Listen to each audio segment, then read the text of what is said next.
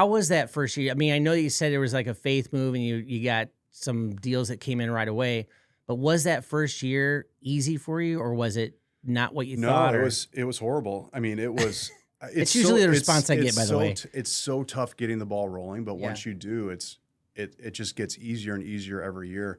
I think I had 2 of my first 3 deals fall through. Oh, wow. And so that was tough. It was a duplex that we found out was in a floodplain that fell through. And then I had another one where an appraisal came in way under on a listing. That deal fell through. So the one listing came back around, but it was just demoralizing because it was like, oh, I got the ball rolling here. And then Yeah. I was kind of starting to count the paycheck there, and it Yep. was like, oh, here we go, falls Yeah. through.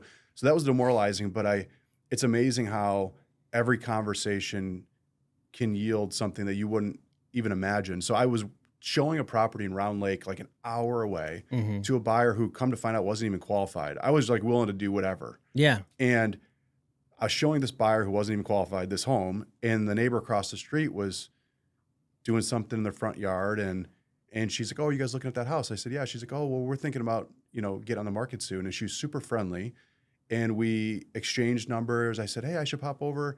I know nothing about this neighbor. Like, I know nothing. And so we set It's up a Round Lake. meeting. It's Round Lake. It's got to be round, got, right? yeah, it's got to be, yeah. And so she was super friendly. Yeah.